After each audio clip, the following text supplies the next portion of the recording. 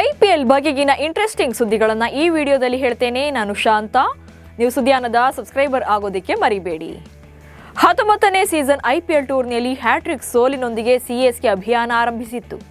ಇದೀಗ ಹ್ಯಾಟ್ರಿಕ್ ಸೋಲಿನೊಂದಿಗೆ ಅಭಿಯಾನ ಮುಗಿಸಿದೆ. ಐಪಿಎಲ್ನಲ್ಲಿ ದೊಡ್ಡ ನಿರೀಕ್ಷೆಯೊಂದಿಗೆ ಕಣಕ್ಕಿಳಿದಿದ್ದಂಥ ಸಿಎಸ್ಕೆ 14 ಪಂದ್ಯಗಳಲ್ಲಿ 6ರಲ್ಲಿ ಗೆಲುವು ಹಾಗೆ 8ರಲ್ಲಿ ಸೋಲನ್ನ ಕಾಣುವ ಮೂಲಕ 7ನೇ ಸ್ಥಾನದೊಂದಿಗೆ ಟೂರ್ನಿಗೆ ಗುಡ್ ಬೈ ಹೇಳಿದೆ. ಪ್ಲೇ ಆಫ್ ರೇಸ್ಗೆ ಎಂಟ್ರಿ ಕೊಡುವ ಅವಕಾಶ ಮಿಸ್ ಮಾಡಿಕೊಂಡ ಚೆನ್ನೈ ಸೂಪರ್ ಕಿಂಗ್ಸ್ ಗಂಟು ಮೂಟೆ ಕಟ್ಟಿದೆ.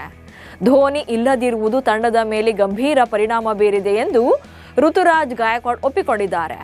ಪಂದ್ಯದ ಬಳಿಕ ಮಾತನಾಡಿದಂಥ ಗಾಯಕ್ವಾಡ್, ಕ್ರೀಸ್ನಲ್ಲಿ ಧೋನಿ ಸೃಷ್ಟಿಸ್ತಾ ಇದ್ದಂಥ ಇಂಪ್ಯಾಕ್ಟ್ ಈ ಸೀಸನ್ನಲ್ಲಿ ತಂಡಕ್ಕೆ ಸಿಗಲಿಲ್ಲ.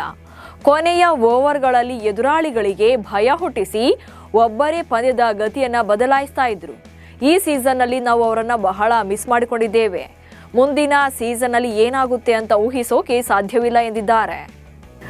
ಗುಜರಾತ್ ಟೈಟನ್ಸ್ ತಂಡದ ನಾಯಕ ಶುಭ್ಮನ್ ಗಿಲ್ ಟಿ20 ಕ್ರಿಕೆಟ್ನಲ್ಲಿ ಪ್ರಮುಖ ಮೈಲುಗಲ್ಲು ಸಾಧಿಸಿದ್ದಾರೆ. ಚೆನ್ನೈ ವಿರುದ್ಧದ ಪಂದ್ಯದಲ್ಲಿ ಗಿಲ್ 64 ರನ್ಗಳನ್ನು ಕಲೆ ಹಾಕಿದರು. ಇದರಿಂದಾಗಿ ಟಿ20 ಸ್ವರೂಪದಲ್ಲಿ 6,000 ರನ್ಗಳ ಗಡಿಯನ್ನು ದಾಟಿದ್ದಾರೆ. ಟಿ20 ಕ್ರಿಕೆಟ್ನಲ್ಲಿ ವೇಗವಾಗಿ 6,000 ರನ್ಗಳನ್ನು ಗಳಿಸಿದವರ ಪಟ್ಟಿಯಲ್ಲಿ 7ನೇ ಸ್ಥಾನಕ್ಕೇರಿದ್ದಾರೆ. ಜೊತೆಗೆ ಭಾರತೀಯ ಆಟಗಾರರಲ್ಲಿ 3ನೇ ಸ್ಥಾನದಲ್ಲಿದ್ದಾರೆ. ಮೊದಲ ಸ್ಥಾನದಲ್ಲಿ ಕೆಎಲ್ ರಾಹುಲ್ ಇದ್ರೆ ವಿರಾಟ್ ಕೊಹ್ಲಿ 2ನೇ ಸ್ಥಾನದಲ್ಲಿದ್ದಾರೆ.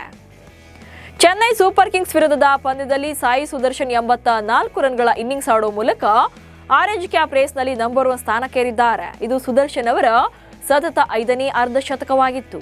ಈ ಮೂಲಕ ಐಪಿಎಲ್ನಲ್ಲಿ 7 ವರ್ಷಗಳ ಬಳಿಕ ಈ ಸಾಧನೆ ಮಾಡಿದ ಮೊದಲ ಬ್ಯಾಟರ್ ಎನಿಸಿಕೊಂಡಿದ್ದಾರೆ. ಐಪಿಎಲ್ನಲ್ಲಿ ನಿರಂತರವಾಗಿ ಪ್ರದರ್ಶನ ನೀಡ್ತಾ ಇರುವಂತಹ ಸುದರ್ಶನ್ ಈ ಆವೃತ್ತಿಯಲ್ಲಿ 14 ಪಂದ್ಯಗಳಲ್ಲಿ 638 ರನ್ಗಳನ್ನು ಕಲೆ ಹಾಕಿದ್ದಾರೆ.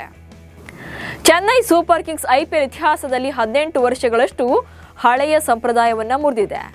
ಐಪಿಎಲ್ ಇತಿಹಾಸದಲ್ಲಿ ಎಂಎಸ್ ಧೋನಿ ಇಡೀ ಆವೃತ್ತಿಯಲ್ಲಿ ಒಂದೇ ಒಂದು ಲೀಗ್ ಪಂದ್ಯವನ್ನು ಕೂಡ ಆಡದೆ ಮೈದಾನದಿಂದ ಹೊರಗುಳಿದಿರೋದು ಇದೇ ಮೊದಲು.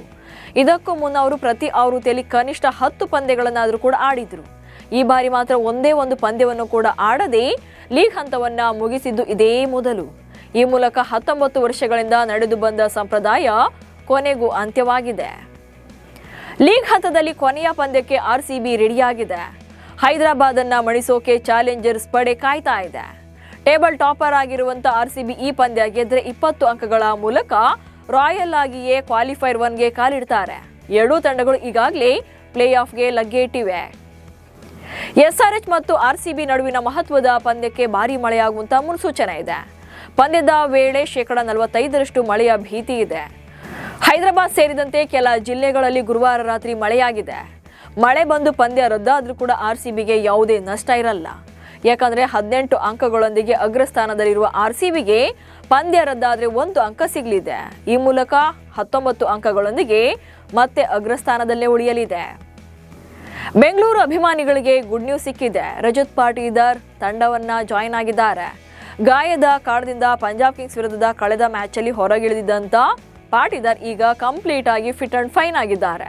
ಕಳೆದ ಮ್ಯಾಚ್ನಲ್ಲಿ ಪಾಟೀದಾರ್ ಜಾಗದಲ್ಲಿ ಆಡಿದ್ದ ವೆಂಕಟೇಶ್ ಅಯ್ಯರ್ ಪಂದ್ಯಶ್ರೇಷ್ಠ ಪ್ರಶಸ್ತಿ ಪಡೆದಿದ್ರು.